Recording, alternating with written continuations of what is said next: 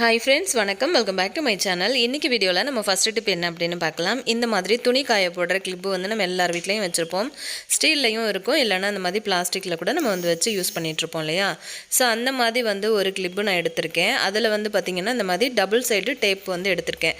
அந்த கிளிப்போட சைஸ்க்கு ஏத்த மாதிரி இந்த ஒரு சின்ன துண்டு டேப் வந்து நான் கட் பண்ணி இந்த மாதிரி கிளிப்போட பின் பக்கத்துல இப்படி ஒட்டி விட்டுருங்க.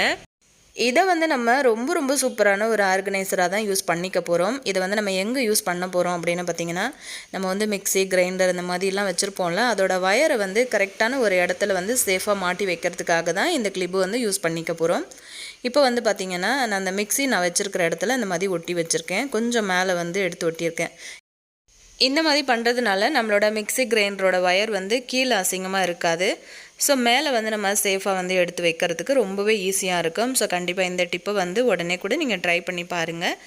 இப்போ நம்ம அடுத்த டிப் என்னென்னு பார்க்கலாம். வெண்டைக்காய்லாம் நம்ம பொரியலுக்கு கட் பண்ணும்போது கத்தியில் வந்து பிசுபிசுப்பு தன்மை அதிகமாக பிடிக்கும்.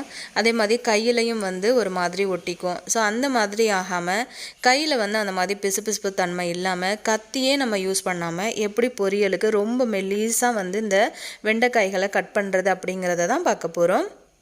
இதுக்கு வந்து பார்த்திங்கன்னா வெண்டைக்காய் நல்லா கழுவிட்டு நல்லா தொடச்சிட்டு மேல் பகுதி கீழ்ப்பகுதி வந்து கட் பண்ணி எடுத்திருக்கேன். இப்போ வந்து பார்த்திங்கன்னா நம்ம வீட்டில் எல்லார் வீடுகள்லையுமே வந்து இந்த கேரட் துருவுற தட்டு வந்து வச்சுருப்போம்.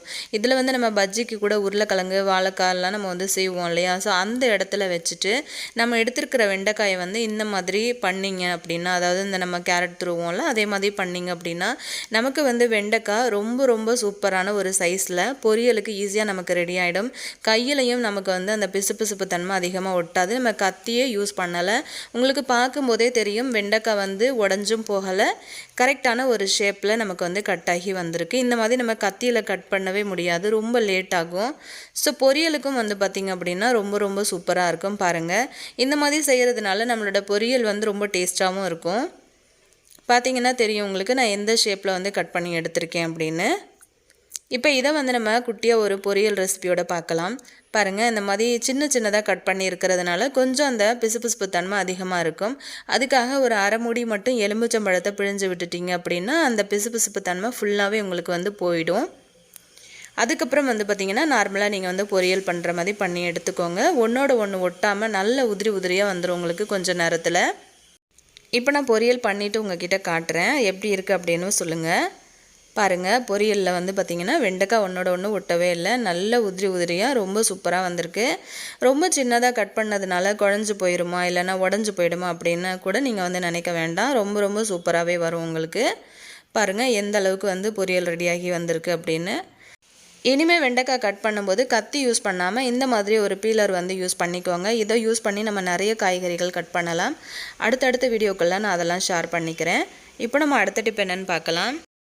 இந்த மாதிரி ஆரோ வாட்டர் வந்து நம்ம எல்லார் வீடுகள்லையுமே வந்து யூஸ் பண்ணிகிட்டு இருப்போம். ஸோ நம்ம வந்து இப்போ தண்ணி இதில் வந்து பிடிக்கும்போது அதோட டபுள் மடங்கான தண்ணி வந்து நமக்கு வேஸ்ட்டாக போயிட்டே இருக்கும். நான் வந்து பார்த்திங்க அப்படின்னா ரொம்ப நாளாக அந்த மாதிரி வேஸ்ட் ஆகிற தண்ணி எல்லாத்தையுமே பிடிச்சி செடிகளுக்கு வந்து ஊற்றுறதுக்காக யூஸ் பண்ணிக்கிட்டு இருக்கேன். ஸோ இப்போ அடிக்கிற வெயில் காலங்களில் வந்து பார்த்திங்க அப்படின்னா தண்ணிக்கு நிறைய இடங்களில் வந்து கஷ்டம் அதிகமாக இருக்கும்.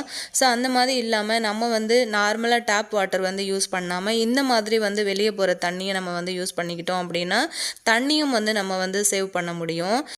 இந்த மாதிரி தண்ணி பிடிக்கிறதுக்காகவே நான் வந்து ஒரு பெரிய பக்கெட் வந்து வச்சுருப்பேன்.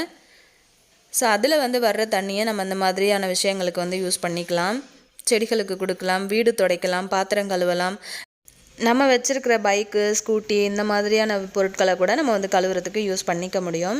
என்கிட்ட வந்து பார்த்திங்க அப்படின்னா நான் முன்னாடி இருந்த வீட்டில் நிறைய செடிகள் வச்சுருந்தேன், காய்கறி செடிகள் கூட நிறையா இருந்தது. ஸோ இப்போ வந்திருக்க வீட்டில் வந்து பார்த்திங்கன்னா நிறைய செடிகள் வைக்கிறதுக்கான இடமே கிடையாது. ஸோ இருக்கிற கொஞ்சம் இடம், அதாவது அந்த கேட் வந்து ஓப்பன் பண்ணால் சைடில் வந்து கொஞ்சமாக இடம் எனக்கு இருக்கும். ஸோ அதில் தான் வந்து பார்த்திங்கன்னா எனக்கு ஆசைக்கு வந்து ஒரு 5-6 செடி நான் வந்து வச்சுருக்கேன். இதுவே வந்து வைக்கக்கூடாது அப்படின்னு சொன்னாங்க. ஸோ எல்லாத்தையும் நம்மளால் வந்து விட்டு கொடுத்துட்டு இருக்க முடியாது இல்லையா? நான் வச்சு தான் ஆகுவேன் அப்படின்னு சொல்லிட்டு மனசுக்கு கொஞ்சம் நேரம் ரிலாக்ஸ் பண்ணுறதுக்காவது நமக்கு வந்து கொஞ்சம் செடிகள் வந்து வீட்டில் கண்டிப்பாக நம்ம வந்து வைக்கணும். ஒரு ஸ்ட்ரெஸ்ஸாக இருக்கிற டைமில் கூட நம்ம இந்த மாதிரி செடிகளோட ஏதாவது நம்ம வேலை செஞ்சுட்டே இருந்தோம் அப்படின்னாலே நமக்கு வந்து மைண்டு கொஞ்சம் ரிலாக்ஸ் ஆகிடும். ஸோ அதுக்காகவே நான் என்னால் முடியாது, நான் எடுத்துகிட்டு தான் வருவேன் அப்படின்னு சொல்லிட்டு நான் பிடிவாதமாக ஒரு 5-6 செடி வந்து எடுத்துகிட்டு வந்து வச்சுருக்கேன். ஸோ அதை தான் பார்த்து பார்த்து மெயின்டைன் பண்ணிக்கிட்டு இருக்கேன். நான் நிறைய பேர் வந்து கேட்டிருக்கீங்க, கார்டனிங் வீடியோ கூட போடுங்கக்கா, ரெண்டல் ஹவுஸில் வந்து எப்படி நம்ம ஹோம் கார்டனிங் வந்து ரெடி பண்ணுறது அப்படின்லாம் கேட்டிருக்கீங்க. ஸோ கண்டிப்பாக வந்து எங்கிட்ட அந்த மாதிரி செடிகள் வந்து நிறைய இல்லை. ஆனால் கண்டிப்பாக சீக்கிரமாகவே நான் வந்து உங்களுக்காக அந்த வீடியோ வந்து போஸ்ட் பண்ண பார்க்குறேன். இந்த மாதிரி வீணாக போகிற தண்ணிகளை வந்து நம்ம இந்த மாதிரி செடிகளுக்கு வந்து கொடுத்துட்டே இருக்கலாம். பாருங்கள், 2-3 தொட்டி வந்து நான் காலி பண்ணி தான் வச்சுருக்கேன். ஸோ அதுலேயும் வந்து செடி வைக்கணும்னு பிளான் பண்ணிக்கிட்டு இருக்கேன். நான் பண்ணும்போது கண்டிப்பாக உங்களுக்கு வீடியோ போடுறேன். இப்போ நம்ம அடுத்த டிப் என்னென்னு பார்க்கலாம். கிச்சனில் நம்ம குப்பை போடுறதுக்காக யூஸ் பண்ணுற டஸ்ட்பின் அல்லது பக்கெட்டில் வந்து பார்த்திங்க அப்படின்னா, நம்ம அந்த குப்பையை வந்து மறுநாள் ரிமூவ் பண்ணும்போது அந்த குப்பையில் இருக்கிற தண்ணியெல்லாம் நிறைய ஃபுல்லாகவே வந்து ஸ்ப்ரெட் ஆகி இருக்கும் அந்த டஸ்ட்பினில். ஸோ அந்த மாதிரி வந்து ஆகாமல் இருக்கிறதுக்காக நீங்கள் குப்பை கவர் வந்து வைக்கிறதுக்கு முன்னாடியே நல்ல மொத்தமாக இருக்கிற மாதிரி நியூஸ் பேப்பரை வந்து இந்த மாதிரி நாளாக மடிச்சுட்டு உள்ளே போட்டுட்டு நீங்கள் வந்து பேக் வந்து யூஸ் பண்ணிவிட்டு நீங்கள் குப்பை வந்து போட்டிங்க அப்படின்னா மறுநாள் கூட உங்களுக்கு வந்து எடுக்கும்போது அந்த தண்ணி வந்து வராது, அந்த பேப்பர் ஃபுல்லாகவே அப்சர்வ் பண்ணிக்கும். ஸோ கண்டிப்பாக இந்த டிப்பையும் ட்ரை பண்ணி பாருங்கள். இப்போ வந்து சாதம் வடித்த கஞ்சி நான் வந்து எடுத்திருக்கேன். சூடாக இப்போ தான் வடித்தேன். ஸோ அந்த கஞ்சி வந்து எடுத்திருக்கேன். இது சடனாக வந்து எனக்கு ஒரு ஐடியா தோணுச்சு. ஸோ ட்ரை பண்ணி பார்க்கலாமேன்னு பண்ணேன். ரொம்ப சூப்பரான ஒரு ரிசல்ட் கிடச்சிது. ஸோ உங்ககிட்ட ஷேர் பண்ணிக்கணுன்ட்டு ஷேர் பண்ணேன். ஸோ நீங்கள் என்ன பண்ணுறீங்க சாதம் வடித்த கஞ்சி அப்படின்னு மறக்காமல் கமெண்ட்டில் சொல்லுங்கள். நான் வந்து இப்போ என்ன பண்ணியிருக்கேன் அப்படின்னா, கொஞ்சமாக வந்து ஒரு 1/2 ஸ்பூன் அளவுக்கு நெய் சேர்த்துட்டு 1 ஸ்பூன் அளவுக்கு ராகி மாவு எடுத்து நல்லா வறுத்து எடுத்திருக்கேன். இப்போ அந்த ராகி மாவில் வடித்த கஞ்சியை கொஞ்சம் கொஞ்சமாக சேர்த்து கட்டி இல்லாமல் இந்த மாதிரி கரைச்சி விட்டுக்கலாம்.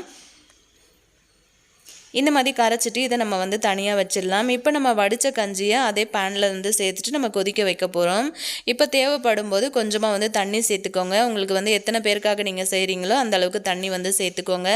இது வந்து உப்பு போடாமல் வடித்த சாதம் கஞ்சி. ஸோ அது வந்து ஞாபகத்தில் வச்சுக்கோங்க. இப்போ இது கொதிக்க ஆரம்பிக்கும் போது நான் அந்த மாதிரி கருப்பட்டி வந்து சேர்த்துருக்கேன். இப்போ இது எல்லாமே வெல்லம் கரையட்டும். வெல்லம் வந்து நல்லா கரைஞ்சதுக்கப்புறம் நம்ம கரைச்சி எடுத்து வச்சுருக்கிற ராகி மாவை உள்ளே சேர்த்துக்கலாம். நம்ம நெய்யில் வறுத்து வச்சதுனால நல்ல ஒரு வாசம் கொடுக்கும். இது நல்லா உங்களுக்கு வந்து கொதித்து திக்காகி வரும்போது கொஞ்சமாக ஏலக்காய் பொடியும் துருவின தேங்காயும் நான் வந்து சேர்த்துருக்கேன். நீங்கள் வந்து முந்திரி பருப்பு தேங்காய் வந்து சின்ன சின்ன பீசஸாக கட் பண்ணிவிட்டு நெய்யில் வறுத்துட்டு அதை கூட வந்து சேர்த்துக்கலாம்.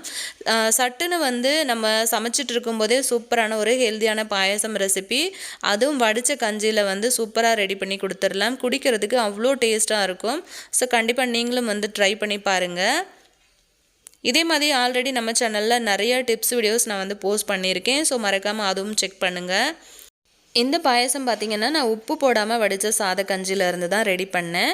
ஸோ அதுவும் வந்து ஞாபகத்தில் வச்சுக்கோங்க. உப்பு போட்டிருந்தோம் அப்படின்னும் போது நமக்கு அவ்வளோ டேஸ்ட் கொடுக்காது. நம்ம வந்து பாயசம் பண்ணும்போது உப்பு வந்து அதிகமாக தெரிகிற மாதிரி இருக்கும். ஸோ லைட்டாக இருந்ததுன்னா பிரச்சனை இல்லை, நீங்கள் தாராளமாக ரெடி பண்ணிக்கலாம். அடுத்து இன்னொரு நல்ல பதிவில் நான் உங்களை மீட் பண்ணுறேன் ஃப்ரெண்ட்ஸ். தேங்க்யூ.